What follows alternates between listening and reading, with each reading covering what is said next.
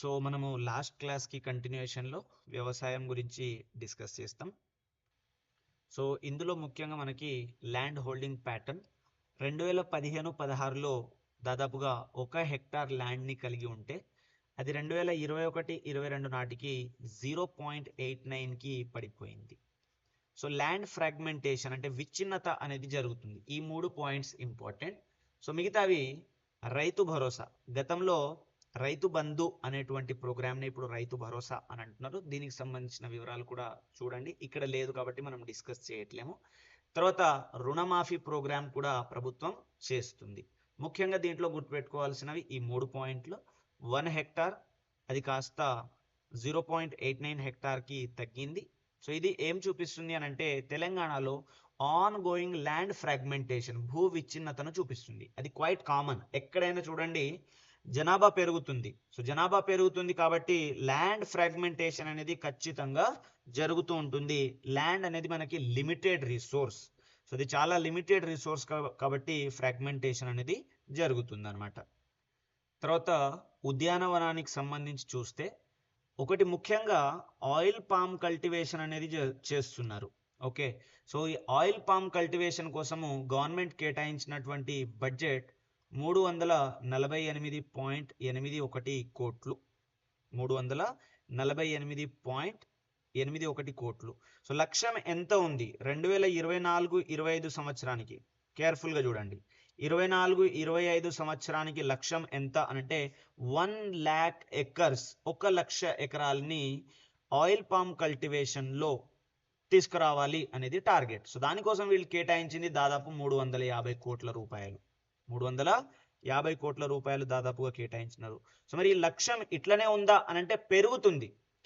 వీళ్ళ యొక్క తదుపరి లక్ష్యం అంటే 2024-25 నుంచి 29-28 అంటే ఈ నెక్స్ట్ రాబోయేటువంటి 3 సంవత్సరాలలో ఎన్ని లక్షల ఎకరాల సాగు కోసం లక్ష్యం పెట్టుకున్నారు అని అంటే 3.50 లక్షల ఎకరాల సాగు కోసం లక్ష్యం పెట్టుకోవడం జరిగింది.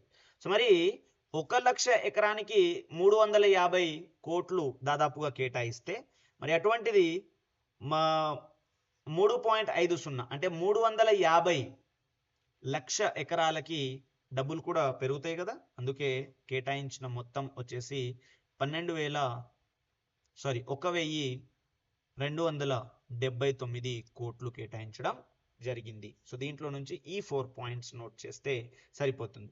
సో దీని ద్వారా ఇదేం సంకేతం ఇస్తుంది అని అంటే క్రాప్ డైవర్సిఫికేషన్. సో రైతులకి సహాయం అందిస్తుంది ప్రభుత్వం, సహాయం అందించి పంటలను ఎట్లా నిర్వహించాలో చెప్తుంది.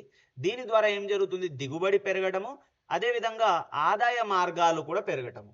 కేవలం వ్యవసాయం మీదనే ఆధారపడకుండా ఇతరత్ర అంశాల మీద ఆధారపడటం వల్ల diversity of the income resources అనేది మనకి ఏర్పడుతుంది. కాబట్టి ఈ సంవత్సరానికైతే 1 లక్ష ఎకరాలు, తదుపరి సంవత్సరాలకైతే 3.50 లక్షల ఎకరాల టార్గెట్ పెట్టుకొని ఈ సంవత్సరానికైతే దాదాపుగా 350 కోట్లు కేటాయించినారు. తదుపరి అయితే 1279 కోట్లు కేటాయించడం జరిగింది. అంటే టార్గెట్ అనమాట, తదుపరి టార్గెట్. సో దీనికి సంబంధించి మనకి NMEOOP అనేటువంటి స్కీమ్ ఉంది. సో అదేంటి, national mission edible oil palm, OP అంటే oil palm. So palm oil యొక్క ప్రొడక్షన్ కోసం ఉన్నటువంటి స్కీమ్. ఒకసారి పశు సంవర్ధన మరియు మత్స్య ఈ రంగంని కూడా మనం చూస్తే, సో పశు సంవర్ధన మరియు మత్స్య ఈ రంగంని మీరు ఒకసారి గమనిస్తే, సో దీన్ని కూడా నేను కొంచెం సింప్లిఫై చేసిన, సింపుల్గా బ్రేక్ డౌన్ చేసిన. సో అది చూడండి. సో దీంట్లో ముఖ్యంగా ఈ 2 ఇంపార్టెంట్ థింగ్స్ని నోట్ చేయండి. తలసరి గుడ్ల లభ్యత ఎంత ఉంది అని అంటే 392, అంటే పర్ పర్సన్కి తినడానికి గుడ్లు అవైలబుల్గా ఉన్నవి 392. తర్వాత తలసరి మాంసం యొక్క లభ్యత అంటే మీట్ 23.97 కిలోగ్రామ్స్ అంటే కేజీ. ఈ 2 పాయింట్స్ ఇక్కడ నోట్ చేయండి. సో రిమైనింగ్ ఏ జంతువులు అంటే ఏ పశువుల యొక్క కౌంట్ ఎంత ఉంది అనేది సింపుల్గా బ్రేక్ డౌన్ చేసిన చూడండి. సో పందులు ఉన్నవి 1.78 లక్షలు. పందులు ఎంత ఉన్నాయంట, సో లీస్ట్, సో చాలా తక్కువగా ఉన్నవి పందులు. ఓకే, దాని తర్వాత పశువులు, గేదెలు, సో దాదాపుగా దగ్గరగా ఉన్నవి. సో పశువులు అంటే ఆవు అట్లాంటివి. సో పశువులకి దగ్గర నంబర్లో గేదెలు ఉన్నవి, ఇది ఒక ట్రిక్ లాగా అనుకోవచ్చు. సో దాదాపుగా 42.31 లక్షలు ఉన్నారు ఎవరు, పశువులు. తర్వాత గేదెలు కొంచెం తక్కువ, అంటే పశువులతోటి పోలిస్తే గేదెలు కొంచెం తక్కువ ఉన్నవి. ఓకే, దాని తర్వాత మేకలు 49.35 లక్షలతోటి ఎక్కువ ఉన్నవి. సో గొర్రెలు చాలా ఎక్కువ ఉన్నవి. సో గొర్రెలు దాదాపుగా 190 లక్షల వరకు ఉన్నవి. సో దీనికి కారణం మీకు అందరికి తెలుసు, గొర్రెల షీప్ డిస్ట్రిబ్యూషన్ స్కీమ్, గొర్రెల పంపిణీ స్కీమ్ అనేది మనకి తీసుకొచ్చినాడు. తద్వారా గొర్రెల యొక్క పెరుగుదల లేకపోతే గొర్రెల యొక్క జనాభా అనేది చాలా ఎక్కువగా ఉండడం జరిగింది. ఇంకా పౌల్ట్రీ అంటే చెప్పక్కర్లేదు. ఓకే, పౌల్ట్రీని ముఖ్యంగా మీట్ కోసం ఉపయోగిస్తారు కాబట్టి దాని యొక్క నంబర్ చాలా ఎక్కువ, 799.99 లక్షలు. ఎందుకంటే సండే రాగానే అందరు క్యూ కడతారు కదా, సో మరి వాళ్ళందరినీ సాటిస్ఫై చేయాలి అని అంటే these many chicks are required. Chicks అని అంటే అవి పెరిగి తర్వాత అవి ఈ విధంగా పౌల్ట్రీ అనేది చాలా ఎక్కువ నంబర్ తోటి ఉంది. తర్వాత పందులు చాలా తక్కువ నంబర్ తోటి ఉన్నవి. సో దాని తర్వాత మనకి పశువులు దాని తర్వాత నంబర్.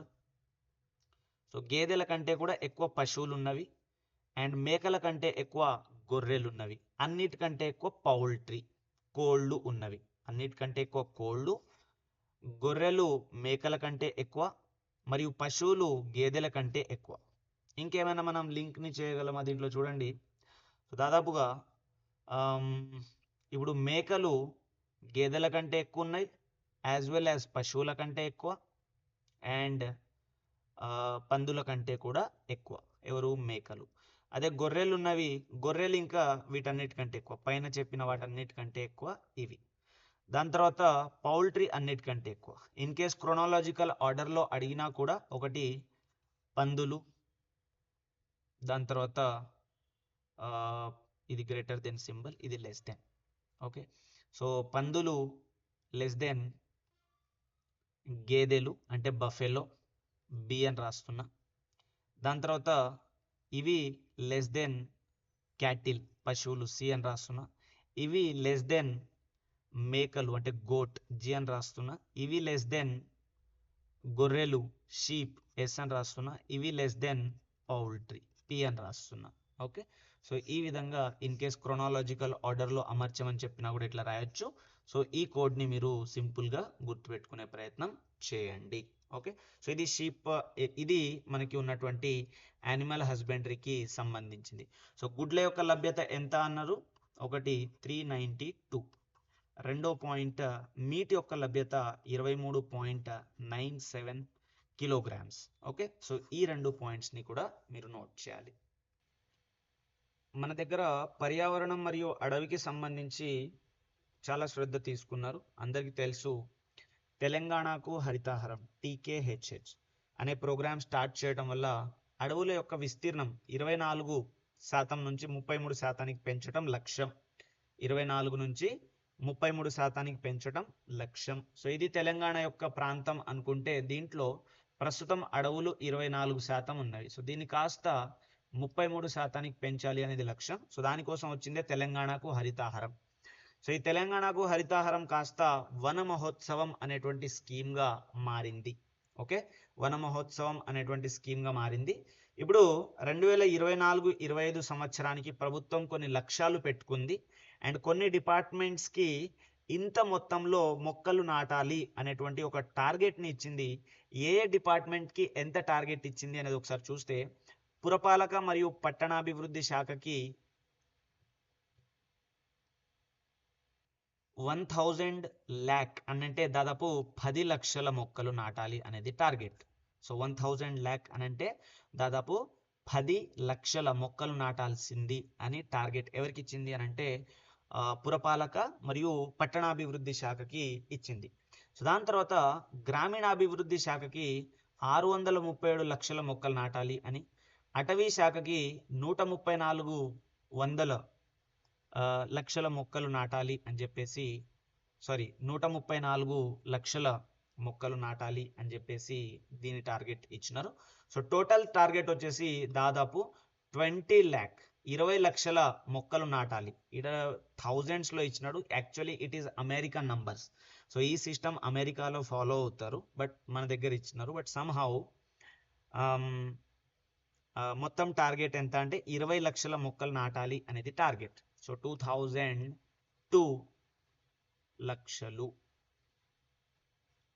ఓకే, సో అధిక మొత్తంలో టార్గెట్ ఎవరికి ఇచ్చినారు అని అంటే పురపాలక మరియు పట్టణాభివృద్ధి శాఖ.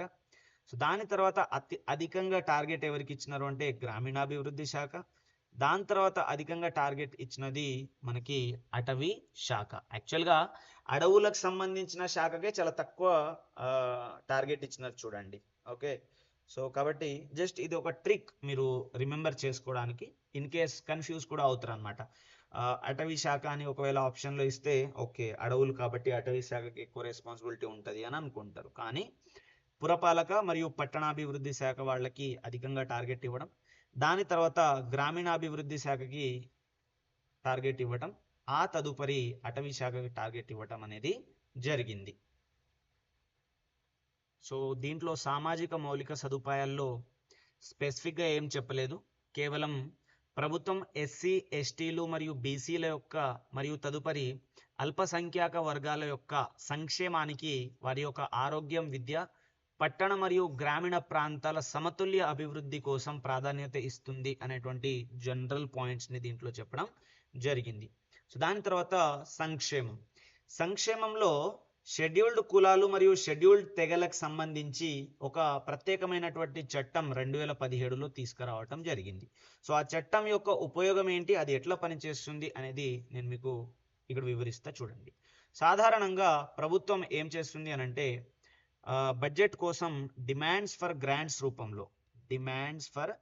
గ్రాంట్స్ రూపంలో చట్టసభల ముందు డబ్బులు అడుగుతుందన్నమాట. ఓకే, సింపుల్గా చెప్తున్నా, డిమాండ్స్ ఫర్ గ్రాంట్స్ రూపంలో అంటే డబ్బుల కోసం డిమాండ్ చట్టసభల దగ్గర ప్రవేశపెడతారు. సో దాన్ని బడ్జెట్ అని అంటాం. అంటే బడ్జెట్లో అదొక భాగం, డిమాండ్ ఫర్ గ్రాంట్ అనేది ఒక భాగం. సో ఈ చట్టసభలు అమలు చేసినప్పుడు లేదా అప్రూవ్ చేసినప్పుడు ప్రభుత్వం అడిగినటువంటి డబ్బులు వాళ్ళకు వస్తాయి అన్నమాట. ఉదాహరణ తీసుకుంటా, ఎస్టీల కోసం ఖర్చు చేయడానికి ప్రభుత్వము ఒక 100 రూపీస్ అడుగుతుంది అనుకుందాం. సో 100 రూపీస్ చట్టసభలు గ్రాంట్ చేసినవి. సో ఇది ఎప్పటి వరకు అని అంటే 2024 సంవత్సరానికి. వీళ్ళు ఏం చేసినారు, 90, ఇక్కడ రూపీస్ అన్నా కదా, క్రోర్స్ అనుకుందాం. ఓకే, సో 90 కోట్లు ఖర్చు చేసింది, బట్ 10 కోట్లు మిగిలిపోయినాయి. ఈ మిగిలిపోయిన 10 కోట్లు ఆటోమేటిక్గా ఎవరి దగ్గరికి వెళ్ళిపోతాయంటే ఆ చట్టసభల దగ్గరికి వెళ్ళిపోతాయి. కన్సాలిడేటెడ్ ఫండ్ ఆఫ్ స్టేట్ అని ఉంటుంది. I'm not introducing the entire concept of budget or polity here, but just మీకు తెలుసు, ఆల్రెడీ మీరు బడ్జెట్ చదివి ఉంటారు కాబట్టి చెప్తున్నా. సో ఈ 10 కోట్లు ఆటోమేటిక్గా వెళ్ళిపోతాయి. సో దీన్ని ల్యాప్స్ అని అంటాం మనం, అంటే ఫండ్ యొక్క ల్యాప్స్ అని అంటాం. ఓకే, అంటే మిగిలిన ధనం ఏదైతే ఉందో, మిగిలిన ఫండ్ ఏదైతే ఉందో అది ఆటోమేటిక్గా కన్సాలిడేటెడ్ ఫండ్ ఆఫ్ స్టేట్లోకి మళ్ళీ వెళ్ళిపోతుంది. కానీ ఈ 2017 చట్టం ఏం చెప్తుంది అని అంటే, ఇప్పుడు ఈ 10 క్రోర్స్ ఏవైతే మిగిలినాయో, అంటే ఖర్చు చేయబడనటువంటి మిగిలిన 10 కోట్లు ఏవైతే ఉన్నాయో అవి ల్యాప్స్ అవ్వవు. మరి ల్యాప్స్ అవ్వకుండా ఏం చేస్తావి అని అంటే అవి 2025 సంవత్సరానికి వాడుకోవచ్చు. మళ్ళీ 2025 సంవత్సరానికి కూడా కొత్త బడ్జెట్ వస్తుంది, కేటాయింపులు వస్తుంది, అందులో మిగిలినవి కూడా మళ్ళీ 2024-26 సంవత్సరానికి వాడుకోవచ్చు. అంటే ఇక్కడ క్యారీ ఫార్వర్డ్ రూల్ అనేది అప్లికేబుల్ అవుతుంది ఈ 2017 చట్టం ద్వారా. సో ఈ 2017 చట్టం ఏం చెప్తుంది అని అంటే, ఎస్సీ ఎస్టీలకు సంబంధించి షెడ్యూల్డ్ క్యాస్ట్ మరియు షెడ్యూల్డ్ ట్రైబ్స్, ఇవి కూడా ఇంపార్టెంట్. మళ్ళీ దీంట్లో బ్యాక్వర్డ్ క్లాస్ అని కూడా ఇంట్రడ్యూస్ చేస్తాడు, మీరు కన్ఫ్యూజ్ అవుతారు. కాబట్టి scheduled caste and scheduled tribe, so వీళ్ళిద్దరికి సంబంధించినటువంటి వనరులను కేటాయించడానికి, వాళ్ళకి సంబంధించి ప్రణాళికలు తయారు చేయడానికి ఉద్దేశించబడ్డటువంటి స్కీమ్ ఇది. సో దాంతో పాటు ఏం జరుగుతుందంటే అధికంగా డబ్బులు ఉంటవి, అన్నెసెసరీగా ల్యాప్స్ అవ్వవు, దేర్ ఫోర్ వారి యొక్క ఆర్థిక మరియు విద్యాభివృద్ధి అనేది జరుగుతుంది అని అర్థం అన్నమాట. ఓకే, సో అబ్సల్యూట్గా ఈ అబ్సల్యూట్ నెంబర్స్ ఏం అవసరం లేదు, అంతగా గుర్తుపెట్టుకోవాల్సింది. ఓకే, సో ఈ చట్టం ద్వారా ఏం చేస్తారు అని అంటే, ఇప్పుడు పైన మనం చూసినాము ఎస్సీ ఎస్టీ రెండు కమ్యూనిటీస్కి. So SC community special development fund, తర్వాత ST community special development fund, ఇవి రెండు ఉన్నాయి అన్నమాట. సో ఎస్సీ కోసము ఎంత కేటాయించినారు అని అంటే 36,750 కోట్లు కేటాయించినారు ఈ ఫండ్లోకి. ఓకే, సో ఇది రాష్ట్రం యొక్క ప్రగతి పద్దులో ఎంత శాతం అని అంటే 23.03%. ఇంపార్టెంట్. సో దీంట్లో నుంచి ఈ 36,000 కోట్లలో నుంచి ఎంత కేటాయించినారు షెడ్యూల్డ్ కులాల కోసం అని అంటే దాదాపుగా 14,000 కోట్లు కేటాయించడం జరిగింది. So this percentage can be important. Okay, so దాని తర్వాత వీళ్ళు డబల్ ఉన్నారు కాబట్టి వీళ్ళకి 36,000 కోట్లు అంటే జనాభాలో నేను ఇంతకుముందు చెప్పిన ఎస్సీ వాళ్ళు 15% ఉన్నారు. ఎస్సీ వాళ్ళు ఎస్సీ అంటే షెడ్యూల్డ్ క్యాస్ట్ వాళ్ళు 15% ఉంటే షెడ్యూల్డ్ ట్రైబ్ ఎస్టీ వాళ్ళు దాదాపు 9% ఉన్నారు. కాబట్టి ఎస్టీ స్పెషల్ డెవలప్మెంట్ ఫండ్లోకి 15,000 కోట్లు కేటాయించినారు. సో అది రాష్ట్రం యొక్క ప్రగతి పద్దులో 9.45%గా ఉంది. 9.45%గా ఉంది. ఓకే, సో ఇప్పుడు షెడ్యూల్డ్ క్యాస్ట్ కోసం కేటాయించిన మొత్తం ప్రగతి పద్దులో ఎంత ఉంది అని అంటే 23.03%. మరియు ఎస్టీ కోసం కేటాయించబడినటువంటి డబ్బులు పర్సెంటేజ్లో ఎంత ఉంది అని అంటే 9.45% అనేది ఉంది. అదేవిధంగా షాదీ ముబారక్ మరియు కళ్యాణ లక్ష్మి అనేది 18 సంవత్సరాలు నిండినటువంటి బాలికలకి, అవివాహిత బాలికలు వాళ్ళ యొక్క వివాహ కానుకగా 1,116 రూపాయలు ఇవ్వడం జరుగుతుంది. సో దీనికి ఎవరెవరు అర్హులు ఇది కూడా నోట్ చేయండి. షెడ్యూల్డ్ క్యాస్ట్, షెడ్యూల్డ్ ట్రైబ్, వెనుకబడ్డటువంటి తరగతుల వాళ్ళు, అల్పసంఖ్యాక వర్గాలు అంటే మైనారిటీస్. ఓకే, సో వీళ్ళు నలుగురు దీనికి ఎలిజిబుల్. సో వీళ్ళు నలుగురు కూడా ఈ స్కీమ్ నుంచి డబ్బులు తీసుకోవడానికి అంటే ఈ 1,116 గెయిన్ చేయడానికి 18 సంవత్సరాలు నిండాలి. సో వాళ్ళకి వివాహంలో ఇస్తున్నారు 1వ పాయింట్. 2వ పాయింట్ ఈ 4 కమ్యూనిటీలకి చెంది ఉండాలి వాళ్ళు. సో దీంతో పాటు ప్రేమ వివాహాలు, కులాంతర వివాహాలకి కూడా ప్రభుత్వం ఏదో చేస్తుందంట, అది కూడా చూద్దాం. సో ఎంత డబ్బులు అనేది చెప్పలేదు, కాకపోతే మనం దీన్ని అప్లై చేసుకోవచ్చు.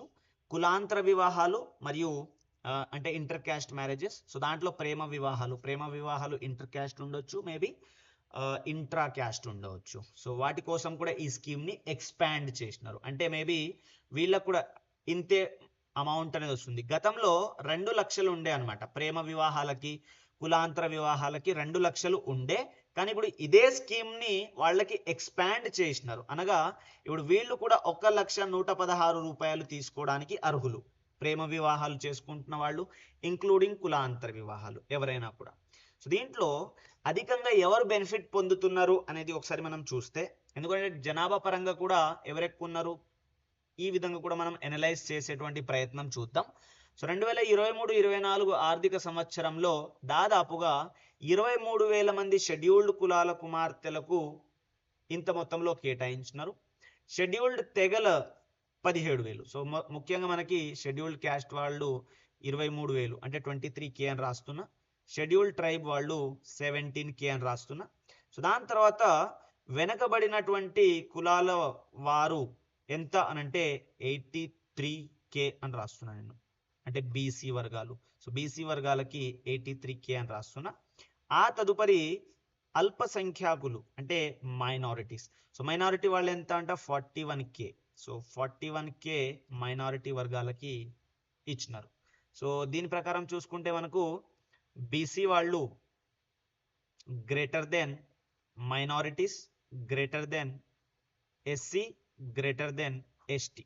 ఓకే, సో అధికంగా వివాహాలు జరిగిన అంటే జనాభా కూడా వాళ్ళు ఎక్కువనే కదా. ఓకే, జనాభా కూడా వాళ్ళు అధికమే కాబట్టి బీసీ, దాని తర్వాత మైనారిటీ, దాని తర్వాత ఎస్సీ, దాని తర్వాత ఎస్టీ. సో ఈ 4 మీరు కేటాయింపు పరంగా చూసుకున్నా కూడా అంతే ఉంటుంది. కేటాయింపు పరంగా కూడా చూసుకున్నా ఒకవేళ షెడ్యూల్డ్ కులాల కోసము 236 crores అయితే షెడ్యూల్డ్ తెగల కుమార్తెల కోసము 177 crores. తర్వాత వెనుకబడిన తరగతుల కోసం 831 crores. అల్పసంఖ్యాకుల వారి కోసము 438 crores. ఓకే, సో మీరు డబ్బుల పరంగా చూసుకున్నా కూడా ఇదే order. BC greater than minority greater than SC greater than ST. Okay, సంఖ్య పరంగా చూసుకున్నా కూడా ఇదే ఆర్డర్.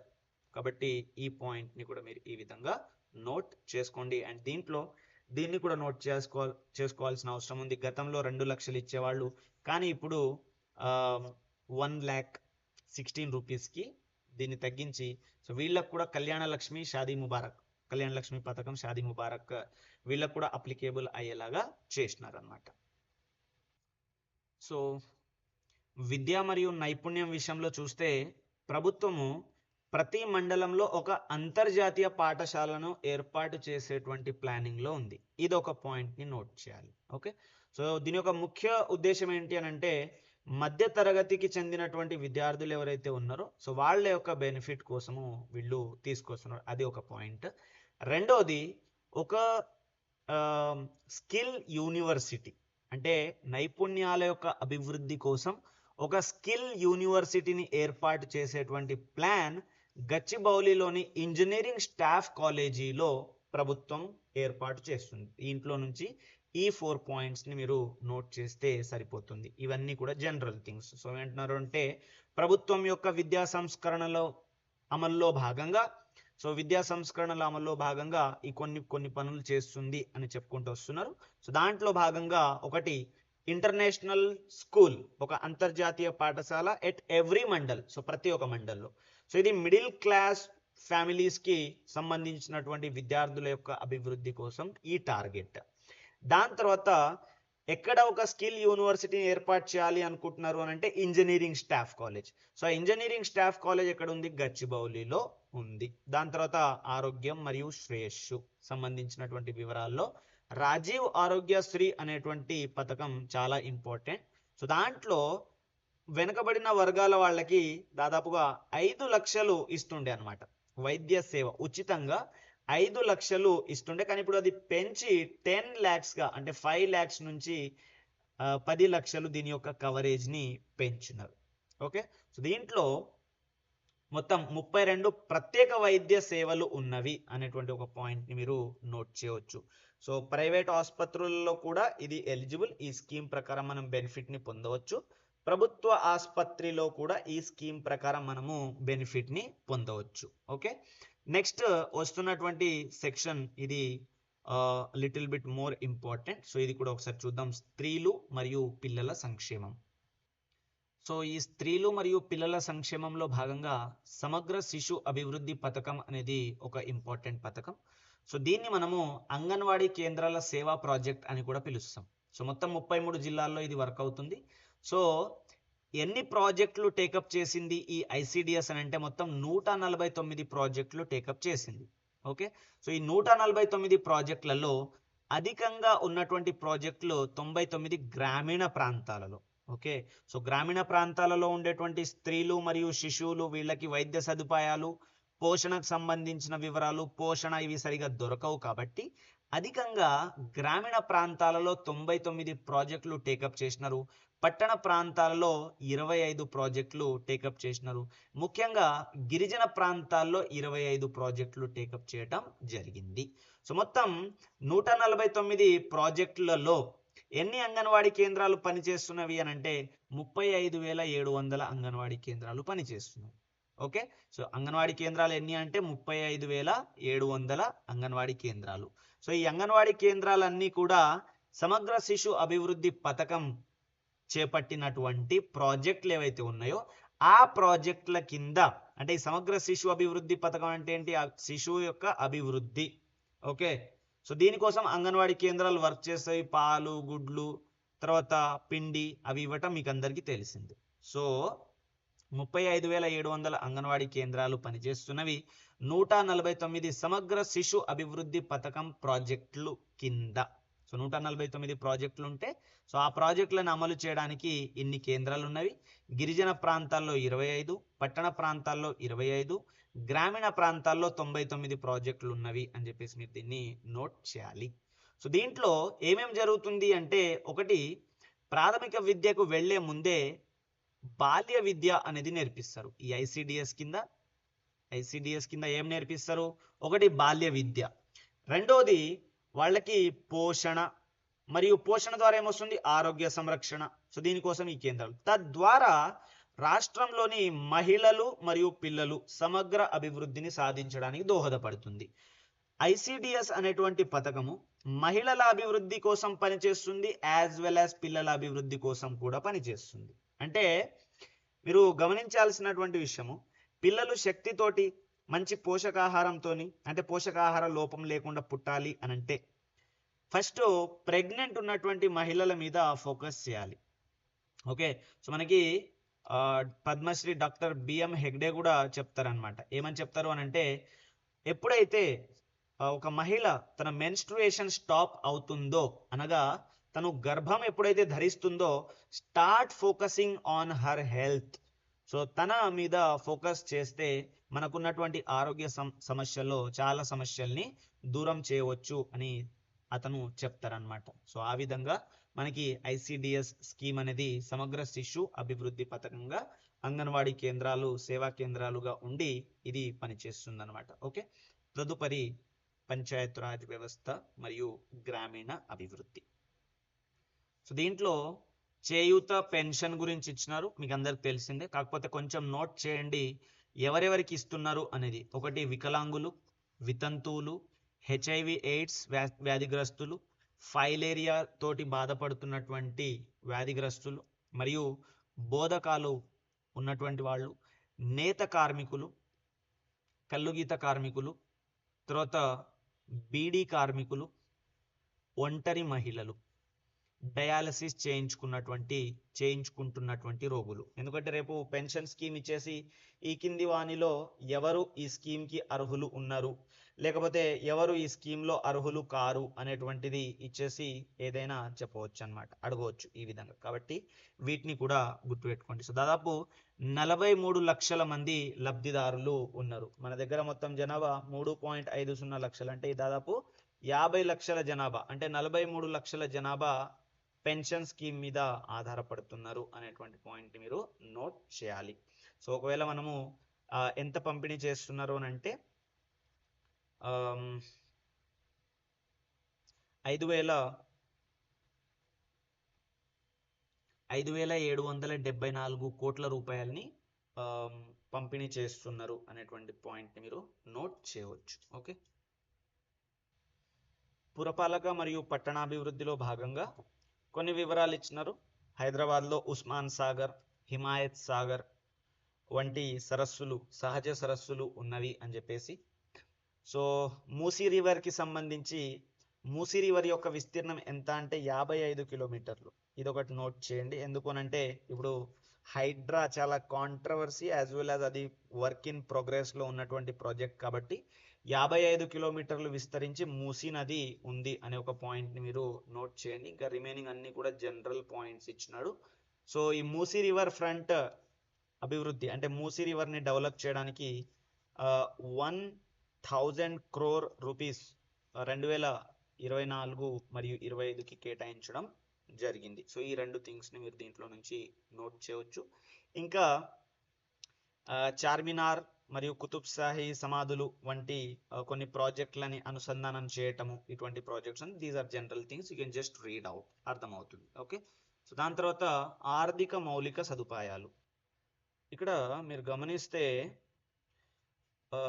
ఇందాక మనం మాట్లాడుకున్నట్టు ఈ ప్రాథమిక, ద్వితీయ మరియు తృతీయ రంగాలు, సో ఇవి ఏమి సింబలైజ్ చేస్తున్నవి అని అంటే, సో దీంట్లో ఎంతమంది జనాభా పనిచేస్తున్నారు ఈ 3 రంగాలలో, తర్వాత ఎవరెవరు ఏ పని చేసుకుంటున్నారు అనేటువంటి డాటాని ఇది సింబలైజ్ చేస్తుంది సాధారణంగా. ఓకే, సో ఉద్యోగ అవకాశాలు ఎట్లా ఉన్నవి, సో పరిశ్రమలు, తయారీ, వస్త్రము, ఇటువంటి సమాచార సాంకేతికత అభివృద్ధి, ఇటువంటి వివరాల గురించి మనకి 3 రంగాలు తెలుపుతాయి అన్నమాట. దీంట్లో ఐటీ సేవలు, ఆరోగ్య సంరక్షణ, విద్య, ఆతిథ్యం వంటి రంగాలు సేవా రంగానికి సంబంధించినవి. సో మళ్ళీ మనం తదుపరి కూడా డిస్కస్ చేస్తాం తర్వాత కూడా. సో దీంట్లో జనరల్ పాయింట్స్ ఇచ్చినాడు, స్పెసిఫిక్గా ఏమి ఇవ్వలేదు. ఇక్కడ ఇచ్చినాడు సేవా రంగం గురించి. తెలంగాణ జిఎస్డిపికి ఎంత కాంట్రిబ్యూట్ చేస్తుంది అనేది మనం స్టార్టింగ్లోనే చెప్పుకున్నాం. 65.7%. ఓకే, సో ఇది తెలంగాణకి చాలా ఎక్కువ కాంట్రిబ్యూట్ చేస్తుంది. తెలంగాణ యొక్క ఆర్థిక వ్యవస్థకి అధికంగా కాంట్రిబ్యూట్ చేస్తున్నటువంటి రంగం ఏది అని అంటే అది సేవా రంగం. అయితే భారతదేశం యొక్క సేవా రంగం కూడా అధికంగా కాంట్రిబ్యూట్ చేస్తుంది 54.9%. కొంచెం ఇక్కడ కాన్సెప్చువల్ క్లియరెన్స్ కోసం చెప్తున్నా చూడండి.